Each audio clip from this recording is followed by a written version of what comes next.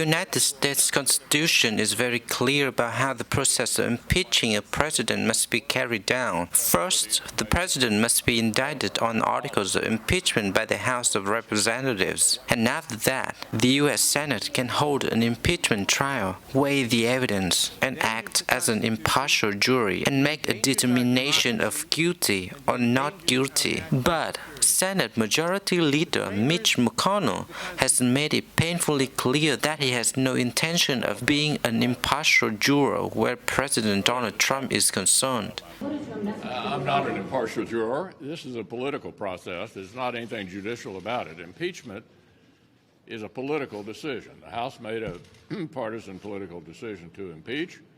I would anticipate we will have a largely partisan outcome in the Senate. I'm not impartial about this at all. And in a blistering op-ed for the Louisville Courier-Journal, law professor Kent Greenfield slams the Kentucky senator for not taking his constitutional oath seriously. House Speaker Nancy Pelosi, in a December 19 tweet, lamented the fact that the U.S. has a rogue leader of the Senate to go with the rogue president. Similarly, Greenfield asserts that both Trump and McConnell have violated their oaths to the U.S. Constitution. Greenfield notes that Trump will soon be on trial in the Senate on grounds that he breached an oath to abide by the U.S. Constitution. And McConnell, the law professor, asserts he is breaching an oath to serve as an impartial juror during a Senate trial for articles of impeachment. Greenfield said that McConnell has openly declared that he has no intention of being impartial during Trump's Senate trial. Greenfield added that McConnell's loyalty to Trump should not overwhelm his loyalty to the Constitution. If he fails in this, he is not only violating his Article 1 oath, but also his Article 6 oath. Well, there are only 3 oaths mentioned in the text of the Constitution at all. The first is the presidential oath, and the other 2 now pertain to Senator McConnell.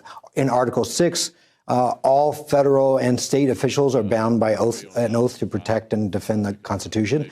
But there's a third oath that is very rarely taken, rarely needed, and that's that when the senators try an impeachment, the Constitution says that they will be bound by oath.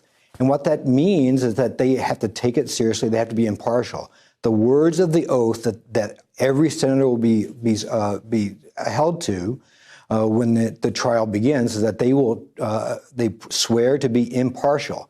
Now, Senator McConnell and Senator Lindsey Graham and others have already said that they have no intention to be impartial, and that, I think, is a violation of not only their Article 1 oath, but now their Article 6 oath as well. Greenfield concludes his op-ed by stressing how seriously the U.S. Constitution takes the Senate's role in the impeachment process, and how McConnell doesn't take that duty seriously. Greenfield writes, all senators should take their obligation of faithful impartiality seriously. History is watching, and it will be a harsh judge. The Senate was always intended to be the grown-ups in the room. They only get elected every 6 years.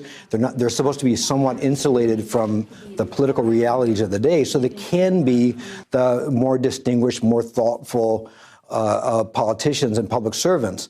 And so in this case, back in the day when the Constitution was written, political parties, as we now know them, did not exist. So the thought was that the Congress would be the control, the power that would weigh against the presidency. When Senator McConnell says this is a political act, this is a political procedure, that's flat wrong from a constitutional perspective. It's legal, and the remedy is impeachment. And under the Constitution, every senator is required to be impartial. And he's already said that he's going to violate that oath.